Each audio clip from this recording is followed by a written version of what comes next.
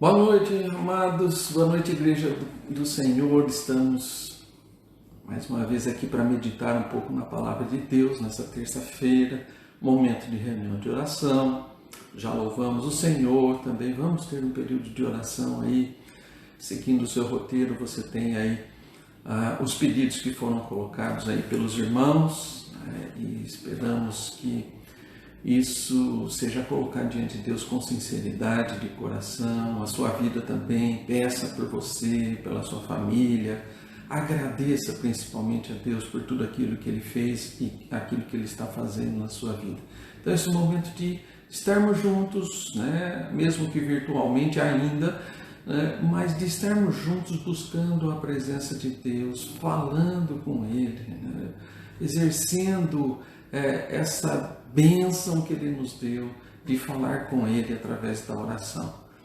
Então, amados, nesse momento de meditação, eu gostaria que você acompanhasse a leitura de uma parábola do Senhor Jesus. Eu quero conversar um pouquinho a respeito de uma parábola que também fala de oração, esse momento de oração, então, que está falando como nós devemos nos comportar, como é que Jesus via isso, né, e o que realmente era importante para a gente não errar nessas considerações que Jesus faz. Então vamos ler a palavra de Deus no Evangelho de Lucas, capítulo 18. Nós vamos ler dos versos 9 a 14, que é justamente a parábola que Jesus está contando. E a palavra nos diz o seguinte: propôs também esta parábola a alguns que confiavam em si mesmos, por se considerarem justos, e desprezavam os outros. 2 homens subiram ao templo com o propósito de orar, um fariseu e o outro publicano. O fariseu, posto em pé, orava de si para si mesmo desta forma: ó Deus, graças te dou porque não sou como os demais homens, roubadores, injustos e adúlteros, nem ainda como este publicano. Jejuo 2 vezes por semana e dou o dízimo de tudo quanto ganho. O publicano, estando em pé, longe, não ousava nem ainda levantar os olhos aos céus, mas batia no peito, dizendo: ó Deus, sê propício a mim, pecador. Digo-vos que este desceu justificado para a sua casa, e não aquele, porque todo o que se exalta será humilhado, mas o que se humilha será exaltado.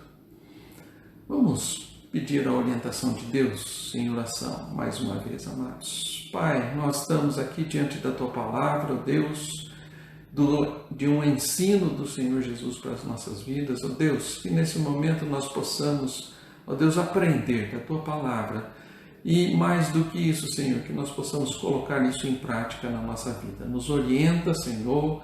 Fala conosco, Senhor, que o Teu Espírito esteja abrindo a nossa mente e nosso coração para o entendimento, Senhor, da Tua palavra. Assim nós pedimos essa bênção, Senhor, agradecidos no nome de Jesus. Amém, Senhor Deus. Amados, nessa parábola há pelo menos 3 erros cometidos pelo fariseu.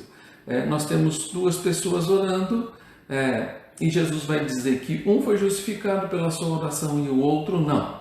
Então eu quero focar na visão do fariseu, né, que é justamente aqueles problemas que nós temos quando nós estamos nos comunicando com Deus em oração. E é isso que Jesus foca, né? Ele fala do publicano também, mas a ênfase aqui é para que o judeu olhasse para como é que ele estava se achegando diante de Deus. O fariseu era justamente uma pessoa digna dentro do judaísmo, né? Uma pessoa que tinha um ótimo conhecimento da palavra de Deus, eram relativamente todos eles mestres, né? Ensinadores da palavra de Deus, e que mesmo assim estavam cometendo muitos erros. Então eu quero focar nos erros aqui, para que a gente também, como bons conhecedores da palavra de Deus, como pessoas que estão vivendo no meio do povo de Deus, não cometamos os mesmos erros. E nós vamos ver que o primeiro erro, então, aqui do fariseu, que era um judeu, foi se justificar pela observação de certos costumes ou leis, né? Então ele estava se justificando diante de Deus por alguns costumes, por algumas práticas que ele tinha, né? Então nós vamos ver aí quando ele diz o seguinte: jejuo 2 vezes por semana e dou o dízimo de tudo que tenho. Está aí no verso 12, né? Então, amados, nesse caso, nós vamos ver que a religião daquele fariseu era algo externo. Ele se gabava de algumas coisas que ele fazia, né? E de alguma forma ele estava colocando a sua vida ou se justificando diante de Deus que aqueles rituais ou aquelas leis que ele seguia, né, serviam para justificá-lo diante de Deus, né? Isso se chama religião externa ou ritualismo, né? E isso se torna mais importante do que ser honesto diante de Deus na oração. A gente vê isso totalmente diferente na oração do publicano, né? Quando Jesus coloca aqui, ele diz assim: o publicano, estando em pé, longe, não ousava ainda levantar os olhos ao céu, mas batia no peito dizendo: ó Deus, sê propício a mim, pecador. Então ele não se fia em nada daquilo que ele estava fazendo, simplesmente ele reconhece ser pecador, né? E pede para que Deus seja propício, para que Deus propicie a salvação, para que Deus propicie a justificação. Ele confiava em Deus para a sua justificação e não nas suas obras. Essa é a grande diferença, né? Então, em primeiro lugar, aí, a justificativa que o fariseu usa diante de Deus, né, são as suas obras, né? Normalmente a gente critica muito outras religiões por fazerem esse tipo de ritual e se basearem nesses rituais que às vezes são apenas e meramente externos, né? Então nós criticamos aí os católicos, nós criticamos os budistas, nós criticamos o islamismo, o espiritismo, porque tem essas práticas, esses rituais que são meramente coisas externas, né? Às vezes até um hábito ou um vício, né, que seja, diante de Deus, e com aquilo eles acham que estão se justificando. Mas, amados, essa não é a questão, não é olhar para fora, mas é olhar para dentro. Será que nós também não temos nos justificado diante de Deus por aquilo que temos feito? Ou por nos julgarmos mais santos do que os outros, né? Então, cuidado com essas coisas, amados, né? Não havia problema nenhum em jejuar, né? Isso é importante também na nossa vida espiritual. Não havia problema nenhum em dar o dízimo, isso também é bíblico, né? E uma prática também, mas são práticas que são consequências da nossa vida espiritual e não justificativas para o nosso perdão ou justificativas para a nossa salvação. Então, aquilo que o fariseu está fazendo em si mesmo não tem problema nenhum. O problema é quando ele coloca dessa forma, né? Eu jejuo 2 vezes por semana e dou o dízimo de tudo quanto tenho, né? Então ele está se justificando. Eu sou o melhor, eu sou bom, né? Então essa é a primeira questão, se justificar pelas observações de certos costumes ou leis. Segundo erro, amados, do fariseu, foi a comparação com os outros, né? E não é só a comparação, mas é o se julgar mais do que os outros, né? Então o verso 11 vai dizer: ó Deus, graças te dou. Percebe? Ele está orando para Deus, ele está falando com Deus e está agradecendo a Deus, porque não sou como os demais homens, roubadores, injustos, adúlteros, nem ainda como este publicano. Então, também não há erro nenhum. Eu creio que todo cristão, né, não pode ser ladrão, não pode ser injusto, não pode ser adúltero, né? Mas o problema é quando ele acha que com essas virtudes dele, ele era melhor do que os outros. Então, as nossas orações muitas vezes podem nos levar a esse erro, amados. de acharmos que nós somos santos demais, que nós somos melhores do que os outros, que nós oramos mais do que os outros, né? E por isso somos mais santos do que os outros, né? Moralmente, talvez ele fosse mesmo melhor do que aquele publicano, né? Pode ser que seja, né? Uma pessoa tão ritualista, né? Então, aos olhos humanos, né, moralmente ele podia até ser como aquele, melhor do que aquele publicano, né? Mas isso não o justifica diante de Deus. Esse é o ponto. Não é a sua obra que te justifica diante de Deus. Há não cristãos que têm vidas muito melhores, né? Humanamente falando, né? Do que muitos crentes que às vezes pisam na bola, né? Que às vezes estão fazendo coisas que não deveriam fazer, né? Mas isso não vai justificá-los diante de Deus, né? Então a questão do ser bonzinho, de ser perfeito, isso não nos justifica diante de Deus, né?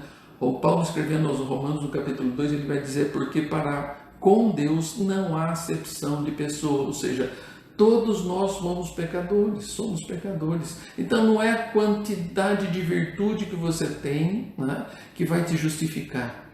Todos nós somos iguais, amados, porque nós nascemos em pecado. Por mais santo, por mais certinho que você seja na sua vida, você já nasceu pecador. E você precisa da salvação em Cristo Jesus. Todos nós somos pecadores, né? E a menos que Cristo nos justifique, amados, nós estamos todos condenados, com todas as nossas virtudes e com todos os nossos defeitos. Por melhor que você seja nesse mundo, se você não estiver em Cristo Jesus, você não está salvo. Ninguém pode salvar-se a si mesmo, amados, por mais virtuoso que seja. Cuidado, portanto, com as comparações. Não faça isso, amado. Não faça isso. Achando que você é melhor do que os outros. Não faça. O começo da oração ali, nesse sentido, né? Até que é uma coisa boa que o fariseu começa a dizer, né? Ele começa a dizer: ó Deus, graças te dou. Ele está agradecendo pela vida que ele tem. Maravilhoso isso, amados. Graças te dou, porque eu não sou um ladrão. Você tem que, né, agradecer também por isso, porque isso também é a obra do Espírito Santo na sua vida, né? Quem sabe a sua vida hoje, se não fosse pelo Senhor, estaria aí nas drogas, estaria no mundo, no roubo, na prostituição e tantas outras coisas. Então a oração dele começa de uma maneira correta ali, esse pedido dele começa de uma maneira correta. Ele está dizendo ali: graças te dou, eu te agradeço, Senhor, porque eu não sou desse jeito, né? Mas depois ele mostra a intenção do seu coração no mesmo pedido, né? Ele está dizendo ali: graças te dou, porque não sou como os demais homens, roubadores, injustos e adultos, nem ainda como este publicano. Então aí está o julgamento, amados, de se achar melhor do que o outro. Nós somos todos pecadores, não há diferença. A única diferença é a graça de Cristo Jesus. E isso é dom, isso é de graça, isso é presente. Como é que você vai se vangloriar disso e dizer que você é melhor que o outro? Você recebeu de graça. Então, amados, esse é o segundo ponto, né? O segundo ponto é cuidado com as comparações. Somos todos pecadores. Todos nós dependemos da graça de Deus. Se não fosse Jesus morrer pelas nossas vidas, amados, você poderia ser o melhor homem do mundo, mas estaria condenado à morte eterna. E terceiro e último erro aqui que eu quero destacar nessa noite, né? Foi pensar que podia comprar o favor de Deus com as suas obras. Então ele vai, de novo, o verso 12, vai dizer: Jesus 2 vezes por semana dou o dízimo de tudo quanto ganho. Essa é outra coisa, amados, que é complicado na relação com Deus, né? Percebe? Não é só a questão da comparação com os outros, de se achar melhor com os outros, mas ele achava que se ele estivesse cumprindo, né, à risca o ritual, né, cumprindo à risca a lei, né, e assim ele estaria justificado, né? A salvação não pode ser comprada, amados, né? Isso eu já disse aqui. O preço da salvação ninguém pode pagar, ninguém pode pagar. Pode jejuar a vida inteira, né? Você pode dar 100% daquilo que você ganha. Nada disso vai comprar a salvação. Você não tem condições de pagar o preço da sua salvação. Ela foi paga na cruz. Custou muito caro para Jesus. Porque ele não tinha pecado, mas fez-se pecado por mim e por você. Nem isso nós podemos fazer, amados, porque se nós morrermos como Jesus morreu, nós estaremos morrendo apenas pelo nosso pecado. E nem assim nós conseguiremos a salvação, porque a salvação só está em Jesus, porque só Ele pode fazer o que fez, morrer por nós, se colocar no nosso lugar e pagar o preço. Nós já estamos todos condenados pelo nosso pecado. O pecado faz separação entre Deus e o homem. Não há como você pagar esse preço. Precisou vir alguém para pagar esse preço por você. Alguém tivesse condições. E esse é o Filho de Deus. Só Ele tem condições, porque Ele não tem pecado. E fez esse pecado por mim e por você. O salário do pecado é a morte, diz a palavra de Deus. E se nós pecamos, estamos mortos. Não há como reverter isso, a não ser em Cristo Jesus. Por isso o texto continua, mas o dom gratuito de Deus é a salvação em Cristo Jesus. Amados, isso é muito importante para que nós entendamos, né? Então o terceiro erro foi achar que ele podia comprar o favor, né? Jejuando, dando dízimo, né? Fazendo coisas que a lei exigia. Ele achava que isso tudo era suficiente, né? Paulo escrevendo aos Efésios, capítulo 2, os irmãos conhecem, né? E esse capítulo, esses 2 versículos são maravilhosos. Versículo 8 e 9 diz o seguinte: porque pela graça sois salvos, mediante a fé, e isso não vem de vós. É dom de Deus, não de obras, para que ninguém se glorie. E em Romanos 3, 24, Paulo também vai dizer, sendo justificados gratuitamente por sua graça, mediante a redenção que há em Cristo Jesus. Todos nós, amados, dependemos da graça misericordiosa de Deus em Cristo Jesus, o nosso Salvador. Dependência, amados, essa é a palavra chave aqui para a nossa oração. Dependência, é como o publicano orou. Ele não ousava nem levantar os olhos aos céus, amados, reconhecendo que era pecador. Eu dependo de ti, Senhor. É isso que o Senhor quer ouvir das nossas vidas. E a conclusão da parábola, verso 14, diz o seguinte: digo-vos que este que orou na dependência, este desceu justificado para a sua casa, e não aquele, porque todo o que se exalta será humilhado, mas o que se humilha será exaltado. Amados, não há